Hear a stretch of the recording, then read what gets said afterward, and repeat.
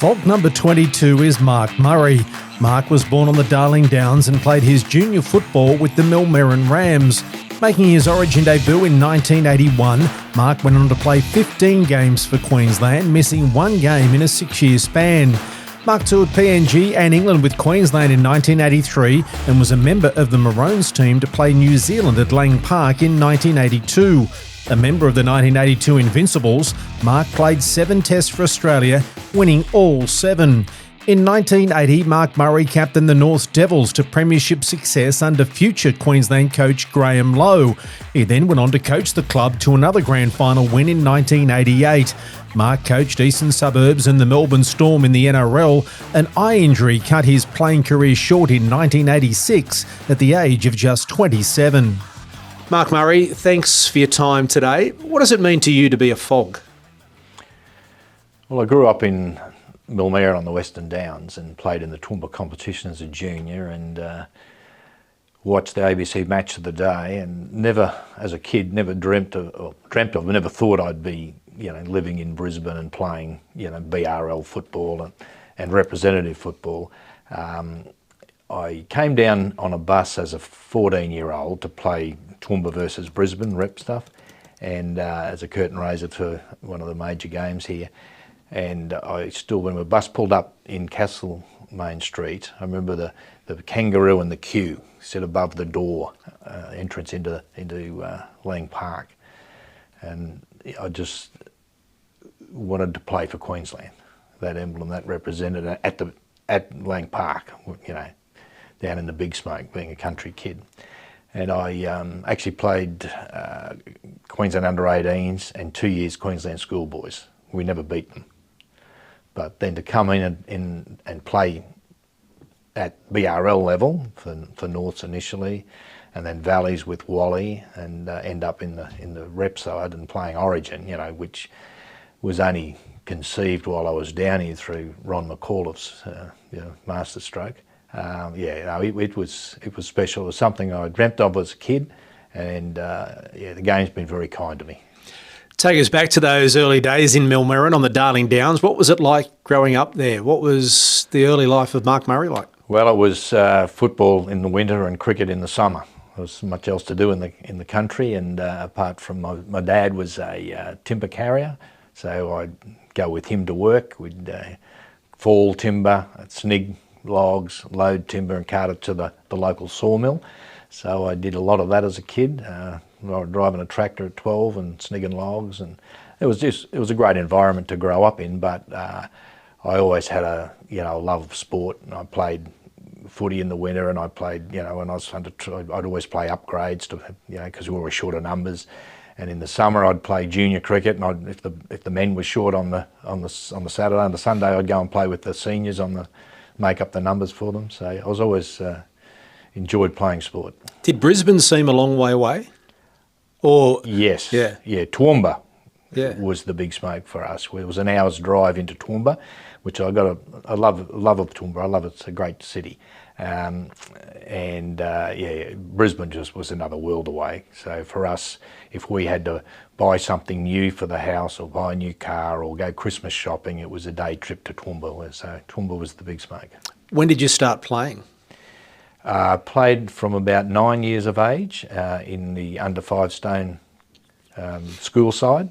Played 5 stone, 6 stone at school competitions on the Downs, and then from under 12s onwards, the Melbourne Rams formed a junior club, and we played in the Toowoomba Rugby League in the juniors, so under 12s, 14s, 16s, 18s. Have you always been a half? Never. No, all my junior football I was a lock, second rower, and when I was 16, the coach and the president of the Melbourne Rams asked my parents if they could pick me in first grade at 16, which they agreed to. They didn't ask me, but that was fine. And to look after me, rather than put me at lock or in the forwards, they moved me to 5'8". So from 16, I played under 16s and first grade. Play under 18 some days as well. But so I went from, and I'd never played 5'8", so I ended up playing 5'8" from the time I was 16 just to keep me out of the middle of look after me a little bit at first grade level. And my debut, that strangely enough, was at 16 for the Maroons Rams, was at Athletic Oval in Toowoomba against Valleys from Toowoomba. The 5'8" for Valleys was Alan Smith, who was the current Queensland 5'8" at the time. 1976, I think it was. Yes. And 5'8" in that first Origin team that forced Wally Lewis to play lock forward in his correct. first game. So that decision to play against men at the age of 16, that can either make or break, young men. It obviously helped you. Yeah, it happens a lot in the country. Kids getting through at 16 and 17 and playing first grade and playing against men. And the rules in those days, there were different. rules, but they were loose rules. So yeah, you grow up pretty quickly and you learn to, the game. It's a physical game, and you learn that pretty quickly. When did you first really get noticed, or when did you start thinking that you're a chance of maybe moving from Melbourne and the Darling Downs to head to that faraway town in Brisbane? I never wanted to leave. As a kid, that's where your security is, and you don't have that sort of confidence and self-belief because the city's another world. So I made, as a 16-year-old, I made the Queensland schoolboys team, and I was just happy I'd played for Queensland. I made it again the next year, and the following year I made the 18 side with Wally Lewis. So we're Trades and Labour Cup. So I was captain of Toowoomba, and Wally was captain of Brisbane. The final was at Athletic Oval in Toowoomba, and we played against each other, and it was a close game, and Wally put up a bomb and scored late in the game, the game was close, which probably would have put Brisbane in front, and he was ruled offside. And Wally was renowned for talking to referees, and he let loose on the referee, who was a local at the time, obviously, and but he was trying to explain to the referee that he couldn't be offside, he was the kicker, which was a fair point. Fair point. But the try was disallowed and we won the game. So yeah, going back to that, so playing for Queensland, was a milestone for me and something that I really had my heart set on. I'd missed out as a primary school kid. I went to the trials and missed, but secondary, under 18s. I was pretty happy with myself, but looming large was what I was going to do with myself as a career. I'd been a reasonable student. I had a good TE score in those days. I had to do something with myself. Was I going to stay at home and become an electrician or something like that, a tradie? Or would I follow my girlfriend to Brisbane and go to Teachers College and become a teacher? Which is what happened. I went to Teachers College at Kelvin Grove, PE and Science, but I drove back every weekend to play for Maroons Rams in the Toowoomba competition the first year. At the end of that year, I had an approach from Dennis Ward, who was coaching Wynnum Manly, and my best mate at Teachers College played in Wynnum Manly for the club. So that suited me fine. So it was more or less a done deal that I would go to Wynnum Manly in the second year, because travelling backward forwards became a little bit arduous. So I used to sort of just train once a week with the team up there on the Friday night, play on Sunday and travel back. And I had a few cramps on the way driving back and that, which wasn't ideal. So I decided I should make the move and try to play in Brisbane. So what happened to Wynnum? How come you didn't end up at Wynnum? There's another guy who was at college, whose father, Noel Waldron, his father was a selector at Norths. He heard that, he knew I'd played Queensland 18s that year and that I was going to come to Wynnum, and he spoke to his dad, who spoke to Bob Bax, and I get a phone call from Bob Bax. Bob's had some contacts in Toowoomba that he sort of rang, and he was keen to talk to me. But my mind was made up, so I tried to discourage it and said, Bob, no, you'll be wasting your time. I'm really going to go to Wynnum, that will suit me. And he said, no, we'll just come and have a chat. So Bob can be quite persuasive. So I thought, well, I may as well go and have a chat to Bob, because I really don't know what to expect from Wynnum. I'm just going to sign whatever they put in front of me. So I go to Bob, and we meet in the back bar at North's Devils, which is where Bob's that was always his office. And out came his letterhead, back of a coaster. Yeah, Bob always did his work on the back of a coaster. And he started writing numbers down, and this will get this, and wrote it all out neatly on a paper. If you decide to come to, if it doesn't work out when you go to Wynnum and you want to come to North, this is what we could do for you, and slipped it in my pocket. which I didn't know whether it was a good deal or a bad deal. And so the following week I go down to Wynnum and meet with their guys, and they explain what they can do. And I say, well, that's all sounds pretty good, and I want to come to you guys. But Bob Bax, I went over to I had a chat with Bob Bax at Norths last week, and his offer is substantially better. They said, oh, okay, well, go down and have a beer with your mate down the bar, give us 10 minutes and we'll reconsider. Which what happened, called me back up, and they moved the markers up a little bit, but it's still nowhere near what Bob had offered me. So I go back and sign with Norths. Once I got to know Bob Bax and you know, time rolled on, I realised that Bob he knew he was up against it, so he'd put in an excellent offer for somebody who, you know, was just never played at this level, which was over and above probably, you know, the norm, but he got the job done. And I had played I played 3 trials with Norths, and I go to Teachers College on the Monday, and my mate from Wynnum, his family got the newspaper, I didn't, delivered. He said, you're in the team for round 1. I said, what team? He said, Norths. I said, rubbish. That's how you found out. Yes, and I was, strangely enough, I was playing halfback. And I'd just moved from the forwards to 5'8" to accommodate my youth in the TRL competition, the Toowoomba Rugby League, and Bob's throwing me at halfback, and I'd never played halfback before in my life. So good move. Yes. And we're talking about pre-Broncos coming into the NRL. We're talking about a very, very strong Brisbane Rugby League competition. Take us back. What was it like? Not only playing, but the crowds that you would get. You look at, you know, Davies Park and Bashup Park and Cougarai, etc., just packed to the rafters. What was it like?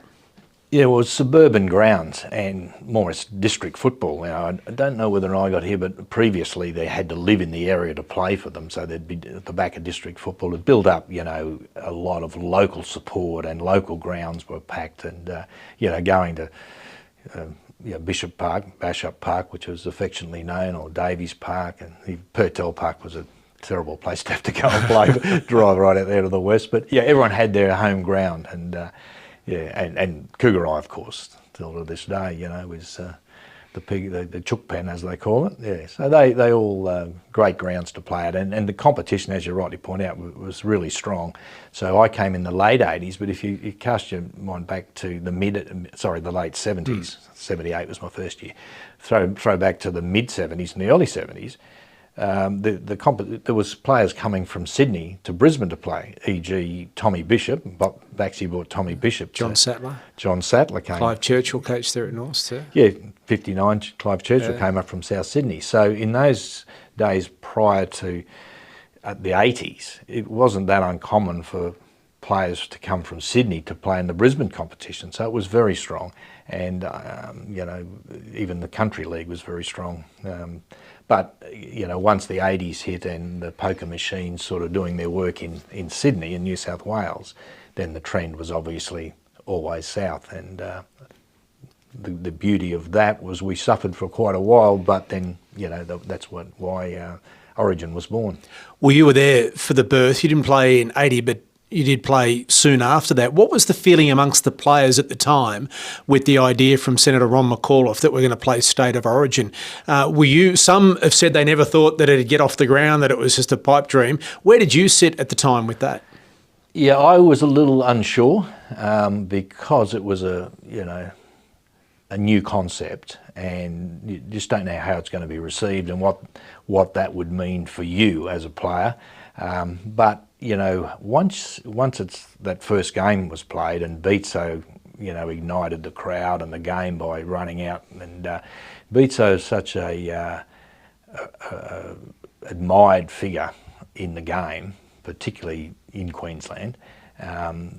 When he sort of took on the persona that he did and the importance and the inspiration for that first game, anyone who watched that, you know, had to be captured with the concept, particularly when Queensland won. And then obviously I was lucky enough to be involved in the one-off game in 81. So I played the second game, state game at Leichhardt Oval, where we got beaten in Sydney in 81.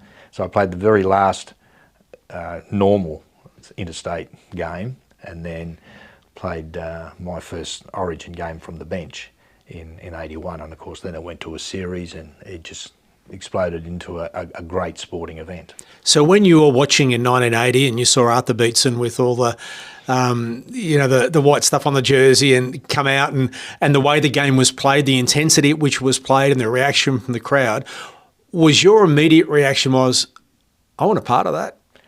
Yes, for sure. I wanted to be involved, yes.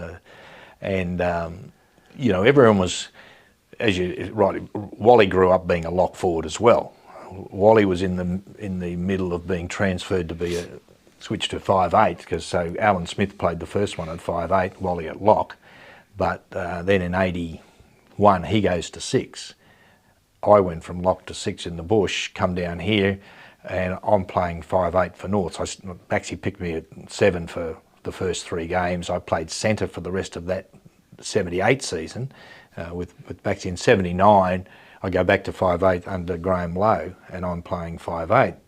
So the best player, in the state is in 6. So I ended up playing 14 for a number of games. Origin 2, I was on the bench in 14, and then all the Brisbane games around that same time, I was 14. So I think I'm going to be stuck on the bench unless... Because the bench was different in those days. 2. It's not like there was no interchange. No interchange. You were not guaranteed of getting on the field. No. 2 players, a forward and a back normally. And in 81 I was the reserve back and Normie Carr was the reserve forward. And I remember Normie, because he may have played in 80 as well. I don't know. I think so, yeah. I think he did. Anyway, he's on the bench, so we're sitting there watching the game, and New South Wales started quite well, and I think they scored the first try, or maybe even the first 2 tries. And, at the time, match payments in the BRL were like 200 a game, plus, you get bonuses for 5 games, 10 games or whatever. But 200 per game was sort of the win bonus. And for Origin, I think it was 1,200 or 1,500 a game to win this game, nothing for the loser. And when New South Wales scored, I was just happy to be there. I was excited just to be in the team, but Norm had his eyes on the 1,500. And every time they scored, he's going, "Oh, what are these blokes doing? They're blowing my money. They're blowing my money." Anyway, we ended up winning. Norm was really happy with the match payment. So 1981 through to 86, you only missed 1 game, I think, in that you played 15 of the 16 you're eligible to play.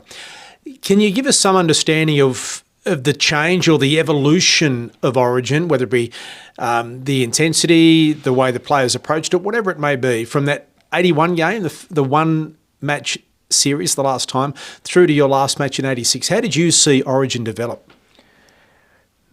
It was an exciting time for everybody, and particularly for the players, it being the focal point.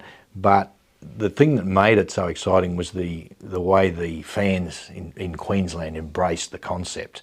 The fact that we won those first 2 one-off games, they got that really only charged the fans up, and we'd all lived through the 70s where we hadn't won a game, or very few wins at state level, and we were seeing Arthur Beetson and these good players, Rod Reddy's, come back and play against us that were Queenslanders originally. So I think the fans of Queensland Rugby League were hungry for success at state level, and it was a masterstroke from Ron McAuliffe to put the concept forward. But putting it forward and getting it accepted by the hierarchy in New South Wales and the ARL wasn't going to be easy. And obviously they got to the point where they introduced it in the one-off matches, and with Queensland having success in those 2 games, it really set it up. And the series in 82 was fantastic. With the crowd just being involved in the team. We were going to camp on the Thursday morning for the Tuesday night game. It was a Tuesday night game. And being in camp to start with was something new, because we all had jobs and we just used to being at home, going to training, going to games, going back home. It was all localised, so there was no need to go into camp. So to go into camp was exciting for the players, but once in there, just the way the public, as we moved around as a group in the city and in the, on the little bus that we had for the week driving around, just the response and the applause and the encouragement we got from fans in the street was really exciting. And then, of course, to go, I think we lost the first game in '82, and it was my first game, at halfback with Wally, and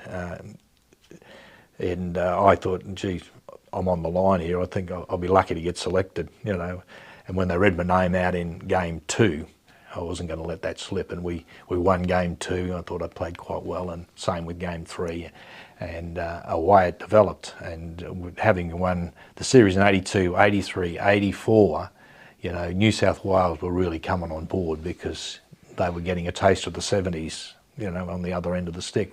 Was it the toughest footy you played? Yeah, most intense, and it's fast, the fastest footy. It was just, the game just seemed to kick off, and next thing it's half time, next thing it's over. The 80 minutes would just go so quickly. And I remember in those early years, we couldn't, the crowd just erupted on every tackle, on every run for the first 10 or 15 minutes. So we couldn't hear each other calling, the ball or little plays or whatever around the ruck. So Wally and we developed just some hand signals for that early part of the game so that we could understand where we were going and what we were doing, because the crowd was just deafening. After that 15-minute mark, they'd sort of settle down a little bit.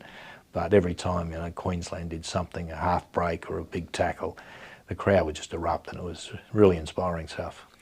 Well, it says something that, as I walked in here today to chat to you, Wally Lewis, who is here quite regularly, dragged me aside to make sure I mentioned the fact that he got you across to Valleys because he wanted you playing alongside him. What does it mean to you to have one of the greatest of all time say, mate, I want you to come to Valleys, I want to play with you more than just in Origin? Yeah, it's a wonderful accolade. He is the best of all time. He's the best I've ever seen, and I've seen a lot of players, and I've had to make judgment calls as a coach on players, at all levels. So, I've had a little bit of practice at it, and he's the best by quite a margin. He's outstanding. He's outstanding to play with. And for him we played a game, a Panasonic Cup game, must have been '81, and against North Sydney on a Wednesday night at Lang Park, and I was 14, because Wally was 6 and I was 6 at North, so I get picked on the bench. I was the reserve back again. Terry Saunders, who was a good little halfback at Wynnum Manly, he was also from the Darling Downs, Warwick or somewhere, I think, originally, but very quick and strong, Terry, so he was a good little player. Unfortunately, in the cool of the night, in the first 10 minutes, he's tweaked a hamstring and had to come off. So I go on and play half, even though I'd played 3 games of halfback at that stage, the first 3 in '78 when I came to Bobby Back's at Norths, and I hadn't played half since. So I go on and play half, the Kings at 5/8. We go on, and the game sort of just flows, and the combination between myself and Wally was, we never had a chance to practice it, but even when I went to Valleys the next year, it's not something we sat down and talked about or trained. It had its own life. We just sort of clicked as a pairing, and our communication was good. And so after we won that game at the Panasonic Cup game, and after in the sheds, he said to me, "What are you doing next year?" I said, "I'll be at Norths, mate. I love it there." He said, "Rat's retiring, Ross Strudrick. He's staying on as coach but retiring as a player. We need a halfback. I want you to come and be the halfback." I'm going, "Oh, I'm pretty happy where I am at Norths, although I'd love, So that developed even further, and with his encouragement, I did go to Bobby Bax and have a discussion around, I'm going to pursue this and have a look at it, but I'd rather stay here. And to Bob's credit, I explained to him, the offer that was coming from and the reasons behind it, that I think there was a chance, because Rossi Henrik, who's a good friend of mine, I'm a halfback at Norths, he had played a bit of Origin and 7, but it wasn't a sort of sewn down spot, and the King was keen for me to play as his club half, and I thought it was a good opportunity for me, but I was reluctant to leave Norths because I'd really enjoyed it there, and Bob had been so good to me, and Lowy, we'd had some success in '80 and won the comp. So it took a bit of convincing, but in the end Bob said, "No, 1, we can't match the money, 2, I think it's a good opportunity for you as well." so I went. Good to be honest in that respect. And, Yeah, champion goal. And had a year at Valleys and then ended up at Redcliffe. But sadly, I suppose, from the outside, at the age of 27, 1986, an eye injury meant that you had to finish playing early. What impact did that have on you? Yeah, it was a bit of a shock. I mean, it was a total accident. You know, we were at a bar and we were mucking around. It wasn't any aggression in it at all. It was a joke, actually, that someone made a joke and then only joking, only kidding, and grabbed me. And I had a empty pot glass in my hand at the time and fell over because we grabbed. And when I fell down, my head came down on top of the glass. Strangely enough, you think if you did that and the glass smashed in the fall, you might have heaps of stitches in your face and all that. I had 2 stitches, which happened to be in the left eyelid. Unfortunately, there was a shard of glass that had pierced into the eye and gone all the way back to pierce the retina. Had it sort of stopped halfway into the eye, I would have had vision again, but it pierced the retina, which was then led to a detached retina, which then had to have an operation to save a bit of sight. So yeah, it was a decision. It was a fluke accident. Can happen in life, but yeah, once I got over it, I couldn't play because my peripheral vision and my coordination and perception of tracking of a football had all changed. It took a lot to retrain and get used to. So playing wasn't an option, so I had to accept retirement. The flip side, on the upside of that, is it did get me into coaching sooner than I otherwise would have. So I got into coaching within a couple of years, and that went okay for a while as well. Yeah, it wasn't too bad. You're in an elite group of having played for Queensland and coached Queensland. Can you explain or give some sort of insight into the different emotions when you're on the field and have some sort of control as opposed to being in the coach's box and having zero control? Yeah, that's exactly the case. As a player, you get out there and you've got teammates, you've got support around you. Coaching's an isolated place. But it was a good challenge, It would have been difficult to walk away from football altogether because I'd been playing it since I was 9 years old, and I'd had, some great times and some good successes out of footy, and footy had been good to me. So coaching was a way of staying involved and giving something back. And coaching Origin though is an NRL level, and Origin there's a lot of pressure there. But I was pleased to have done it. Could have turned out a little bit better, yes, but you've got to give these opportunities a go when they turn up, and you give it your best, and if that falls short, you've got to accept that. Well, you coached Norths to a premiership as well. Is there a different feeling as a coach winning a premiership as to a player? Yes, they're both very satisfying. I think as a player, you've got these teammates around you, and it's more of a group party. And as an individual coach, you're involved with that, but you're not playing, and whilst you get on great with your players and all of that sort of thing, you've still got a separation, I think, between as a coach and a player, a little. So yeah, they're all rewarding in their own ways, but it's certainly different. This might be a really difficult and maybe unfair question to ask. Over your career, you've represented your country, you've played 15 Origin matches, won premierships as a player and coach, involved with one of the big clubs in Sydney, Eastern Suburbs coaching there, and also at the Melbourne Storm, particularly in a development stage for the Melbourne Storm as a coach, but also back here in Brisbane with the North Devils and fostering young players through Norths to become superstars and future immortals of the game. What do you see as your greatest achievement in the game? Well, individually, every player that laces on a boot wants to win the competition. So winning a BRL competition in 1980 when it was really, really strong was a wonderful achievement, and to be a 21-year-old captain was, quite remarkable. Things, fell into place for that to happen, but that's something that I'm really proud of.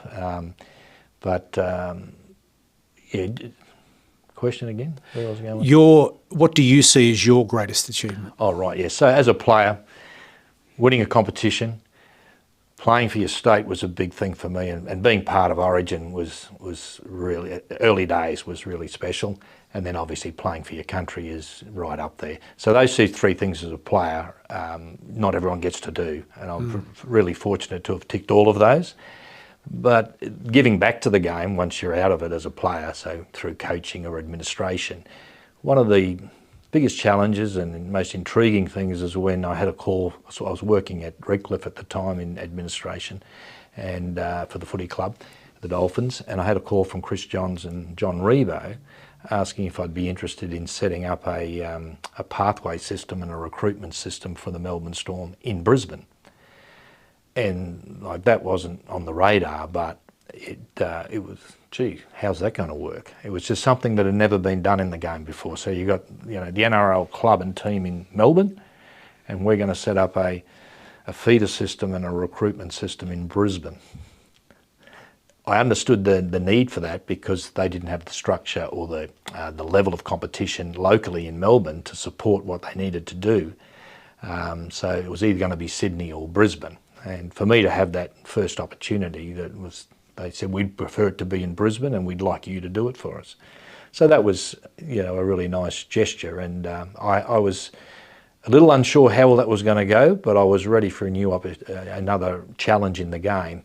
And going back to Norths to do that role for Melbourne allowed me to go back to coach Norths as well. So I had a dual role there, coaching the Queensland Cup side and also running the Melbourne program and putting in a system, because basically it was up to me to come up with a system, a recruitment system and a development pathway for young players to eventually go through Norths Devils to the Melbourne Storm. It worked okay. Well, there was a lot of hurdles. We had to first of all get dual registration through the BRL and the QRL, and Kevin Brash and Ross Livermore were good allies. They helped get that through and could see, this could be a benefit. And at the time, Brisbane Rugby League had fallen right away, and some clubs were financially distraught because, the National League had come in, the Broncos, and they'd sort of all the attention and all the monies had gone to that level of football.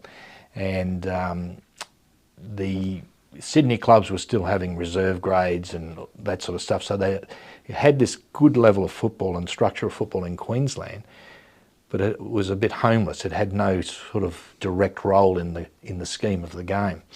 So the light bulb came on for me that this could be the new role for Queensland Cup. It slides in underneath the NRL as a feeder system, as Melbourne had to happen with Melbourne.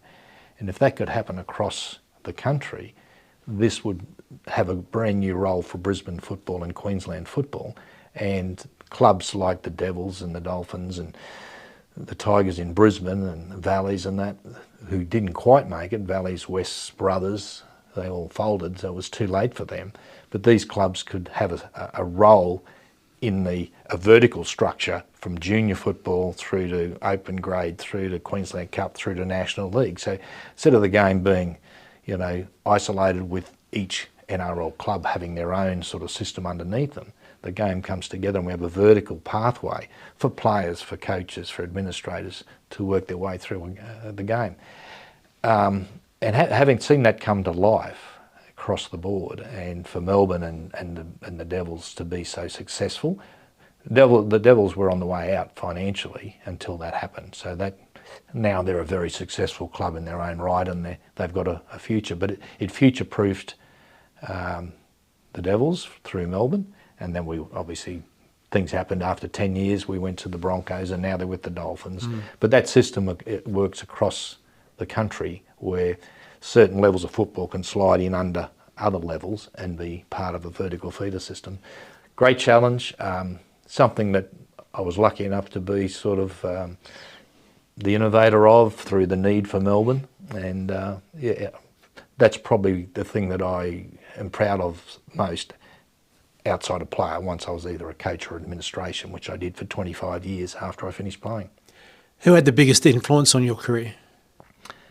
Bob Bax and Jack Gibson, Graham Lowe, those sorts of guys. Frank Stanton was good. He was excellent. But having again, I'm very fortunate in the game for someone come in as a 18-year-old, 19-year-old to Norths and bump into Bob Backs. He's the very first super coach. His record is outstanding in the old BRL system. But other than that, he was just a very streetwise man to be involved with. He was a sharp operator, very good with his footy. And so I was very privileged to have known Bob for many years. And then after a year coaching, 2 years of coaching the Colts at Redcliffe with a couple of comps, coaching their first grade side at Redcliffe Dolphins in the Queensland Cup in 1990, I get a call from Jack Gibson, who's looking for a new coach at the Roosters. And Bob had spoken with Jack, as had Wayne Bennett at the time, unbeknownst to me. And I wasn't quite ready for Sydney coaching, having had limited experience as a coach. But how do you say no to that opportunity? And I went down there and Jack was outstanding. 4 great years with Jack and learned a lot. Bob Backs, Jack Gibson, outstanding influences, and how I feel very privileged to have had the opportunity to work with both. What do you reckon, Mark, that young kid hauling logs with the old man up on the Darling Downs would think if someone told him then that he was going to play 15 games of origin for Queensland, 7 tests for Australia, over 100 BRL games, win a premiership as a player and a coach, and do what you did with the Melbourne Storm? What do you reckon that kid would think? He'd be pretty happy, but it's unbelievable that it panned out that way. As I said, I loved the game as a kid. I just wanted to play for Queensland. After I've seen that Queensland emblem at Lang Park, I wanted to play at Lang Park. All the rest, that all happened, and I look back on it, and I feel very fortunate. The game's been very, very kind and good to me. Well, FOG number 22, Mark Murray, congratulations on a wonderful career, and thanks very much for your time. Thank you. Thanks for watching this episode of the FOGS Queenslander podcast. If there's a FOG you want to hear from, leave a comment to let us know. And don't forget to like and subscribe so you don't miss any of our videos.